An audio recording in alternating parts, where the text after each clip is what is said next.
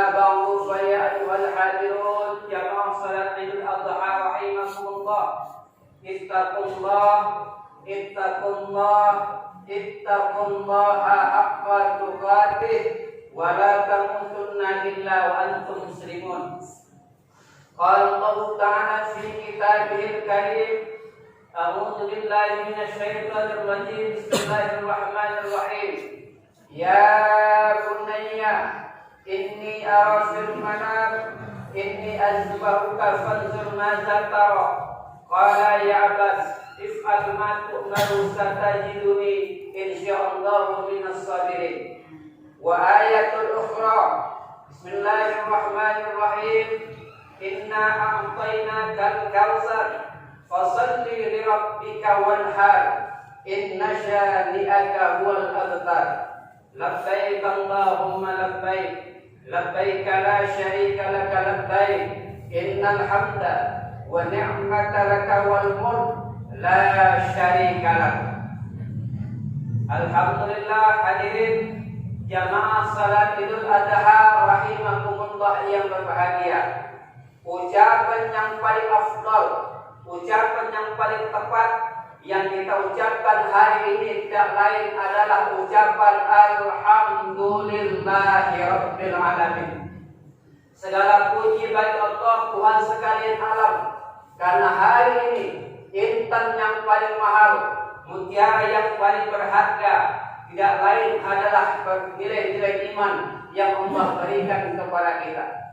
Orang yang datang ke tempat ini adalah orang ciri yang beriman kepada Allah menurut syar'i. Karena iman itu ada dua definisinya. Ada iman menurut syar'i, ada iman menurut lughat. Kalau iman menurut lughat atau bahasa artinya percaya kepada Allah, hadis. Tapi kalau iman menurut syar'i adalah tasdiqun bil qalbi wa iqrarun bil lisani wa a'malu bil arkan. Dibenarkan oleh hati, diucapkan oleh lisan, dan diamalkan oleh seluruh anggota badan. Hari ini kita bersyukur kepada Allah Subhanahu wa taala. Nikmat iman itu adalah hidayah terbesar yang Allah berikan kepada kita. Susah mendapatkan hidayah kalau hari ini siapa yang tak capek, kalau hari ini siapa yang tak ngantuk, kalau hari ini siapa yang tak sibuk. Kadang-kadang masih sibuk lagi istri kita bikinkan lontong di rumah. Tapi karena memang panggilan hidayah itu kepada kita hari ini datang, makanya Rasulullah menyatakan man yahdillah fala mudhillalah wa man yudlil fala hadiyalah. Siapa yang sudah Allah berikan hidayah petunjuk kepadanya untuk datang memahami masjid, melaksanakan ibadah salat Idul Adha, maka tidak akan ada orang yang dapat menyesatkannya. Dan siapa yang sudah Allah sesatkan hatinya, sibuk kena lontongnya, sibuk mengumpulkan kuburnya, maka tak akan ada yang dapat memberikan petunjuk kepadanya. Bersyukur kita hari ini. Allahu Akbar, Allahu Akbar, Allahu Akbar, walillahil hamd. Hadirin jamaah salat Idul Adha rahimakumullah yang berbahagia. Kalau kita bicara masalah Idul Adha, ada dua bentuk amal ibadah yang harus kita kerjakan. Pertama adalah ibadah haji, yang kedua adalah ibadah kurban. Hari ini kita bicara ibadah haji. Tahun 2020, 6 negara termasuk Indonesia, calon jemaah haji gagal berangkat ke Mekah Al-Mukarramah untuk melaksanakan ibadah rukun Islam yang kelima, karena pada tahun ini karena pandemi COVID-19, virus corona belum berakhir. Catatan kami untuk Sumatera Utara lebih kurang calon jemaah hajinya sekitar lebih kurang 8.000 calon jemaah haji. 6 negara termasuk Indonesia. Maka siapapun yang mau berangkat, yang gagal berangkat melaksanakan ibadah haji, maka tunggulah tahun depan kalau umur masih panjang. Kita hari ini berharap kepada Allah Subhanahu wa taala juga ingin menjadi orang yang sempurna rukun iman kita untuk melaksanakan ibadah haji. Makanya kita ingin berangkat ibadah haji, ada amalan-amalan orang tua dulu. Kalau mau berangkat haji, amalkan dua surat. Yang pertama, sering-seringlah baca surat Al-Waqiah. Yang kedua, kalau tak berangkat juga, sering-seringlah membaca surat Tanah. Mana yang mau dijual-jual jadi sombong berangkat, tapi tunggu 15 tahun baru dia berangkat. Dan itulah prosedur dari Kementerian Agama Republik Indonesia. Allahu Akbar, Allahu Akbar, Allahu Akbar, walillahil hamd. Walaupun hari ini mereka calon-calon jemaah haji yang gagal berangkat karena masih adanya pandemi COVID-19, berharap kita kepada Allah Subhanahu wa taala bahwa COVID-19 ini akan berakhir kiranya dengan harapan, dengan penuh asa setelah turun khutbah Idul Adha ini. Kiranya kalau memang Allah yang berkehendak, maka semuanya bisa terjadi. Kita berharap kepada Allah Subhanahu wa taala, itulah harapan kita. Allahu Akbar, Allahu Akbar, Allahu Akbar, walillahil hamd. Hadirin jamaah salat Idul Adha rahimakumullah yang berbahagia. Itu yang pertama, masalah ibadah haji. Walaupun kita tak berangkat haji, niat-niatkan sajalah dalam hati. Kalau memang Allah berkehendak, apapun bisa terjadi. Kun fayakun. Kalau sudah berucap jadi, maka akan terjadi. Yang miskin pun bisa berangkat, menjadi sebutan haji kosasi, haji ongkos dikasih. Allahu Akbar, Allahu Akbar, Allahu Akbar, walillahil hamd.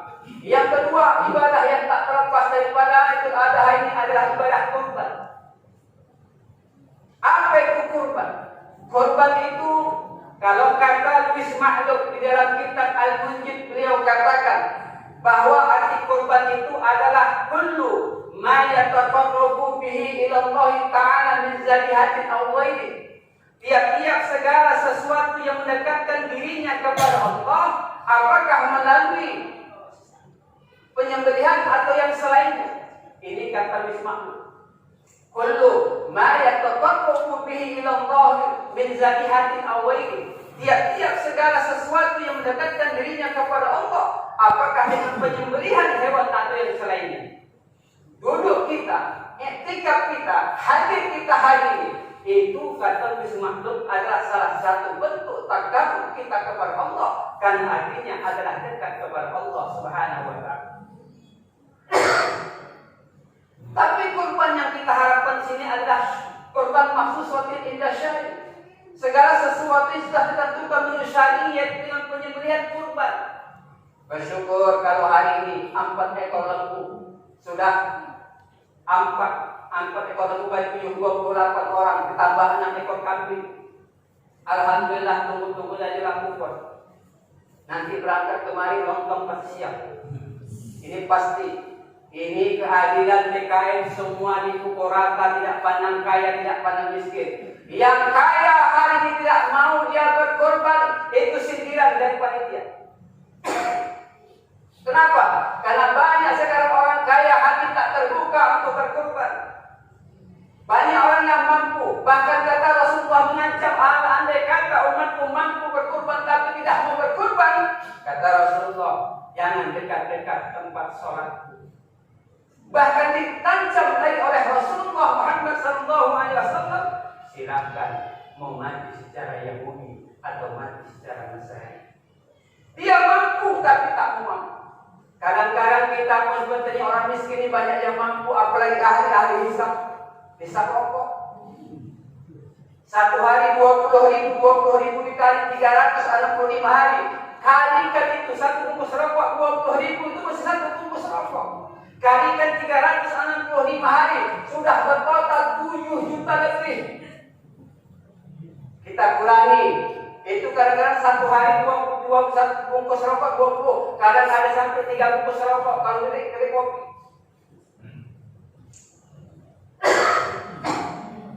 Kita kurangi, andai kata aku kadang-kadang tak sanggup beli rokok 1 bungkus, kadang-kadang ketengan. Satu hari dia bisa 4 batang, sebatang 1.500. Kali 4 batang menjadi totalnya. Kalau ada kali 6.000, 6.000 kali 365 hari menjadi 2.190.000. Mana yang ahli-ahli sekali? Yang katanya miskin tak bisa beli kambing. Kambing harganya 2 juta, tapi rokok kita 6.000 satu hari yang beli ketengan 1 batang, satu hari itu 4 batang, kalikan 365 hari, 2.190.000, sementara kambing kita hanya berjumlah 2 juta rupiah. Tak mampukah kita membeli? Bahkan terkadang orang-orang kaya, saudara-saudara kita, tetangga-tetangga kita, dia sanggup mengangsur keretanya, dia sanggup mengangsur mobilnya. Sindiran untuk orang-orang kaya yang dia mampu tapi tak mau berkorban. Korban itu maknanya hadir jamaah salat Idul Adha rahimakumullah yang berbahagia. Makna daripada korban itu pertama hubungan vertikal kita kepada Allah Subhanahu wa taala. Harta yang kuberikan kepadamu hari ini kau kaya, kuberikan kepadamu, bagikan kepada orang yang berhak menerimanya. Karena orang yang menafkahkan hartanya qad aflaha man tazakka. Maka berbahagialah orang-orang yang menginfakkan hartanya di jalan Allah. Ketika dia sudah menginfakkan zakat hartanya kepada jalan Allah, fazakir, maka selalu ingat kepada Allah Subhanahu wa taala. Bahkan Allah juga sebutkan dalam Al-Qur'an, di awal mukadimah kami katakan inna a'tainakal kautsar. Sesungguhnya aku berikan kepadamu nikmat yang banyak. Ketika aku berikan kepadamu nikmat yang banyak, fasalli, maka dirikan kamulah salat, wanhar, dan berkorbanlah. Hari ini yang berkorban beruntung, karena kata Rasulullah dari Aisyah radhiyallahu anha, beliau mengatakan, amalan yang paling dicintai oleh Allah Subhanahu wa taala di hari Yaumul Nahar, di hari pengorbanan, hari penyembelihan itu adalah mengalirkan darah, berkorban. Wa innahu, sesungguhnya orang yang akan dia layak di yaumul kiamah, orang yang berkorban itu nanti dia akan datang di hari kiamat dengan kuku-kukunya, dengan tanduk-tanduknya, dan dengan bulu-bulunya. Setiap bulu, maka itu satu kebaikan kata Rasulullah. Maka kalau mau lihat bulu nanti, yang korban itu bulu lembu masing-masing. Itulah satu kebaikan yang Allah berikan kepada kita, kata Rasulullah Muhammad sallallahu alaihi wasallam. Allahu akbar, Allahu akbar, Allahu akbar walillahil hamd. Hadirin jamaah salat Idul Adha rahimakumullah yang berbahagia. Bicara kurban, kita tidak terlepas dari kisahnya Nabi Ibrahim alaihissalam yang diabadikan Allah dalam Al-Quran. Dalam surah As-Saffat ayat 102 Allah firmankan, mengapa Allah lakukan, mengapa Nabi Ibrahim lakukan ini? Kita bercermin kepada Nabi Ibrahim alaihissalam. Nabi Ibrahim alaihissalam dipuji oleh malaikat, dipuji oleh kaumnya pada waktu itu. Hampir setiap tahun Nabi Ibrahim alaihissalam itu berkorban. Dengan 100 ekor unta, 300 lembu, dan 600 ekor kambing setiap tahun. Bertecak kagum malaikat, bertecak kagum kaumnya pada waktu itu.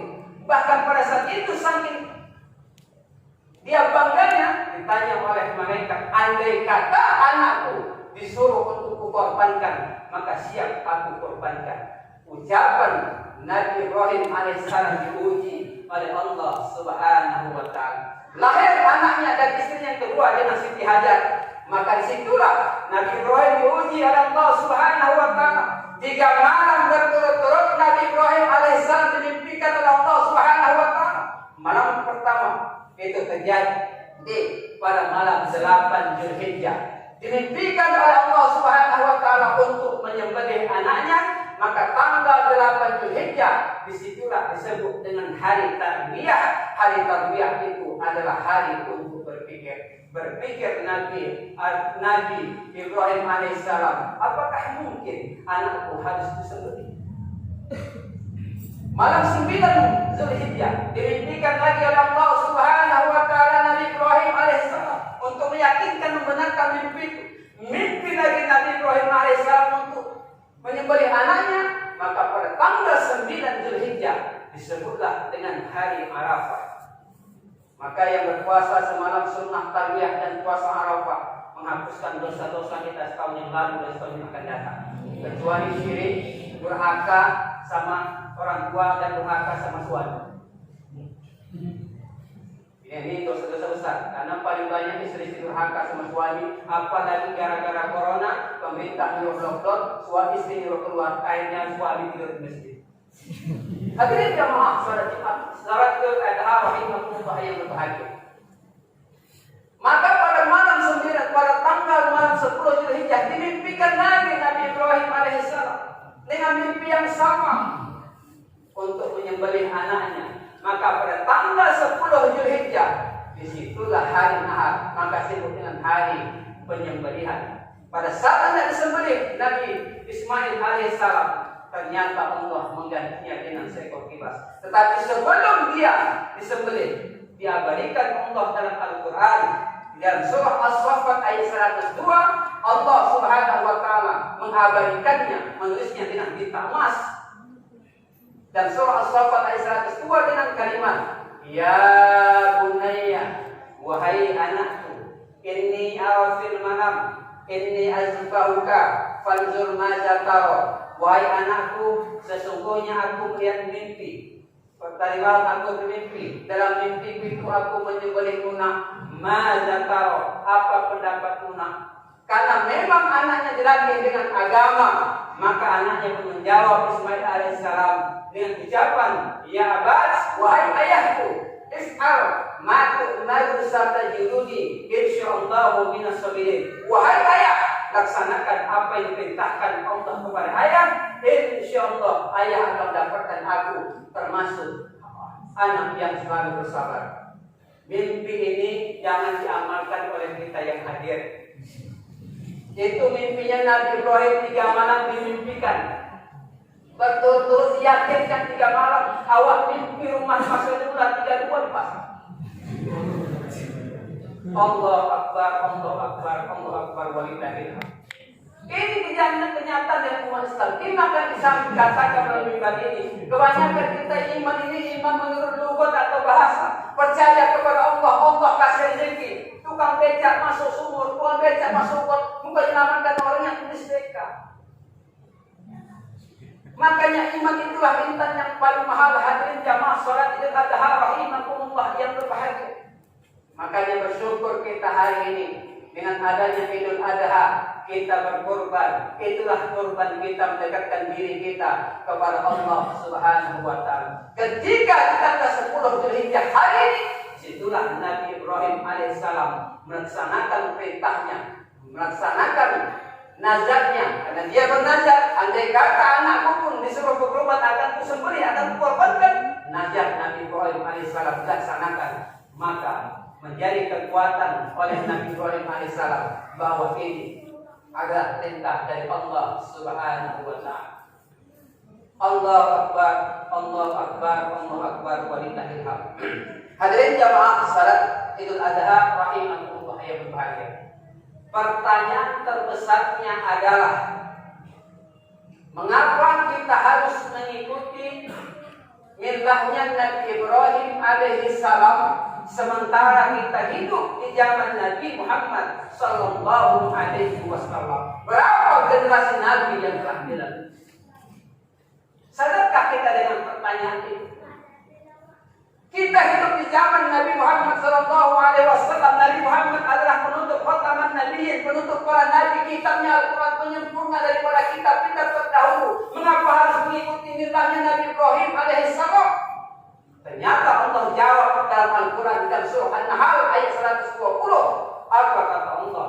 Inna Ibrahim kana hanifa ummatan hanifa wa lam yakun minal musyrikin. Sesungguhnya Ibrahim itu ummatan qanitan lillah, adalah seorang imam yang taat kepada Allah. Wa lam yakun minal musyrikin, dan Nabi Ibrahim itu bukan orang yang mensyirikatkan Allah Subhanahu wa taala. Ente khutbah singkat kita hari ini, karena memang kita harus mengikuti protokol yang daripada kesehatan. Jangan terlalu lama-lama kita mengkhutbah, berkumpul-kumpul. Kita ambil inti daripada khutbah singkat kita hari ini tentang mengapa setiap kita, mengapa Nabi Ibrahim itu harus diuji, maka kita pun tetap harus diuji. Kita semua tidak terlepas dari ujian, hadirin yang berbahagia. Allah katakan dalam Al-Quran, ahasiban nas ayyutraku ayyakulu amanna wa hum la yuftanun. Adakah manusia itu menyangka bahwa dia akan dibiarkan saja mengucapkan saya beriman kepada Allah, sebelum aku, kata Allah, menguji iman mereka. Kalau kita sudah mengucapkan beriman kepada Allah, maka siap-siaplah kita menghadapi ujian dan cobaan dari Allah. Timbul pertanyaan, mengapa iman itu harus diuji? Jawabannya singkat, kalau anak kita mau naik kelas harus ada ujian, walaupun sekarang ujiannya melalui Android. Kalau mau naik kelas harus ada ujian. Kalau tidak diuji, kita tidak tahu apakah anak kita itu naik kelas atau tidak. Demikian juga lah dengan iman. Iman itu harus diuji. Maka kita banyak ujian yang Allah berikan kepada kita. Ujian kemiskinan. Hari ini walaupun kita tak berkorban, hari ini yang miskin tidak berkorban mendapatkan kupon. Kalau Allah berkehendak, tahun besok kita diberikan kupon. Semuanya bisa di hadapan Allah. Jangan sepele dengan orang miskin dan kaya, jangan sombong dengan kekayaan. Kalau hari ini Anda kaya, bisa kekayaan. Bagaimana kekayaan itu akan meninggalkan Anda? Bagaimana kisah daripada Korun yang kunci gembok emasnya dibawa oleh 30 ekor unta? Itu masih kunci gembok emasnya, belum dipetinya, belum isinya, ditenggelamkan oleh Allah Subhanahu wa Ta'ala, mati meninggalkan dunia. Lupa untuk memberikan zakat fitrahnya, lupa untuk memberikan zakat mal. Maka orang-orang kaya buatkan zakat fitrah zakat mal. Orang miskin jangan terus bersandar, jangan terus meminta-minta, berusaha kita. Karena Rasulullah katakan ni'mal dunyaka ka'annaka ta'isu abada. Bekerja kamu untuk dunia seolah-olah hidup selamanya. Silahkan kau bekerja dengan segala talenta, kemampuan, keahlian yang kau punya. Yang penting halal. Biarlah hina di pandang insan, tapi harus mulia di hadapan Tuhan. Allahu Akbar. Allahu Akbar. Allahu Akbar. Walillahil hamd. Terkadang ketika orang miskin banyak memandangnya dengan sebelah mata, tapi jangan berpikir hati yang miskin. Allah Maha Kaya, semiskin-miskinnya kita tak pernah sebegitu kelaparan, yang dia tak punya pikiran, hanya punya otak, tapi kita punya pikiran, bisa bekerja untuk apa yang bisa kita kerjakan. Hadirin jamaah salat Idul Adha rahimakumullah yang berbahagia. Ujian tak terlepas daripada kita. Siap-siaplah kita menghadapi ujian. Yang kaya diuji dengan kekayaan. Ketika Anda masuk mall, Anda ambil semua dalam mall, maka ketika keluar Anda akan ditanya. Tapi yang miskin, beruntunglah ketika keluar dari mall tak ada ditanya, karena tak tahu apa-apa. Maka jangan bangga dengan yang kaya. Hari ini kau boleh kaya di dunia, tapi yang kaya miskin hari ini bisa kaya nanti di akhirat. Kan tak ada pertanyaan dari muka munafik. Tak ada pertanyaan dari malaikat-malaikat penjaga surga dan penjaga neraka. Allahu Akbar, Allahu Akbar, Allahu Akbar, walillahil hamd. Khutbah singkat kita, mudah-mudahan ada hikmah yang bisa kita ambil hari ini.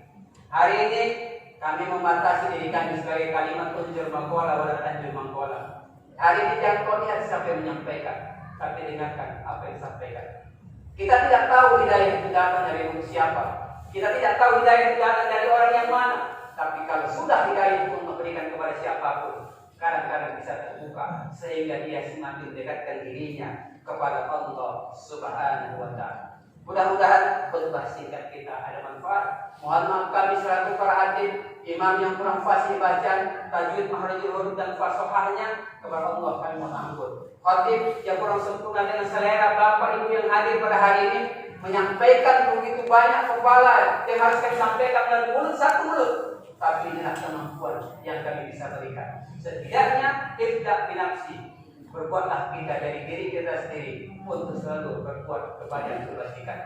Ingat, segala perbuatan semuanya akan dimintai bertanggung jawab.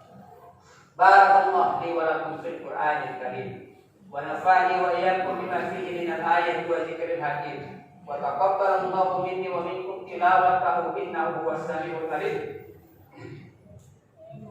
Aqulu qawli hadza astaghfirullah li wa lakum wa liwalidayya wa liwalidikum wa lisa'iril mu'minina wal mu'minat wal muslimina wal muslimat innahu huwal ghafurur rahim. Allahu Akbar, Allahu Akbar, Allahu Akbar, Allahu Akbar, Allahu Akbar, Allahu Akbar, Allahu Akbar kabira, walhamdulillahi katsira, wa subhanallahi bukratan wa asila. La ilaha illallah wahdah sadaqa wa'dah wa nasara 'abdah wa a'azza jundahu wa hazama al-ahzaba wahdah.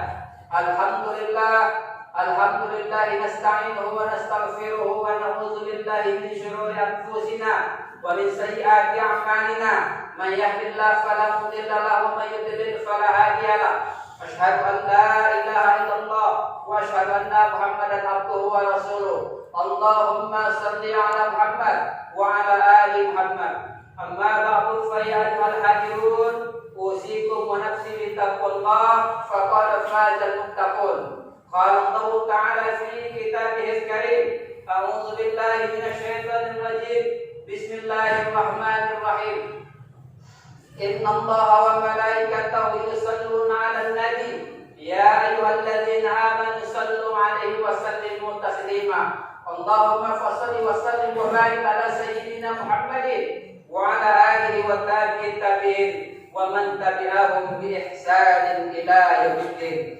Allahumma ighfir lil mu'minina wal mu'minat wal muslimina wal muslimat al ahya'i minhum wal amwat wa ya qadiyal hajat. Allahumma ahyina bil iman wa amitna bil iman wa hsyurna bil iman wa adkhilna jannata ma'al iman. Tuhai Allah, hari ini kami duduk takkan mendekatkan diri kepada-Mu, Tuhai Allah. Kami tarahkan kedua telapak tangan kami, ya Rabb, bermohon dengan penuh asa dan harap kepada-Mu. Kami sadar bahwa kami yang hadir pada hari ini adalah hamba-hamba-Mu yang banyak bergelimang dengan dosa. Banyak perintah-Mu yang kami tinggalkan, malah banyak larangan-Mu yang kami kerjakan. Tapi jangan Kau tepiskan doa kami, Tuhai Allah, ketika kami berharap kepada-Mu. Kekuatan kami bermohon kepada-Mu. Engkau pernah mengucapkan dengan kalimat ud'uni astajib lakum, mintalah padaku maka pasti akan aku kabulkan. Tuhan Allah yang Rahman yang Rahim, yang Maha Pengasih dan Maha Penyayang, kayakan kami yang hadir hari ini, Tuhan Allah, dengan ilmu. Kayakan kami yang hadir hari ini dengan harta, agar kami bisa melaksanakan rukun iman, rukun Islam kami yang kelima. Tuhan Allah, melaksanakan ibadah. Panggil kami, Tuhan Allah. Apa bisa terjadi kalau sudah menjadi kehendak? Tuhan Allah yang Maha Pengasih dan Maha Penyayang, ampunkan dosa-dosa kami, ya Allah. Dosa-dosa kedua orang tua kami yang melahirkan kami, bertalukan darah, air mata, bahkan nyawa untuk membesarkan kami. Dan ampunkan kedua orang tua kami, andai kata telah tiada, Tuhan Allah.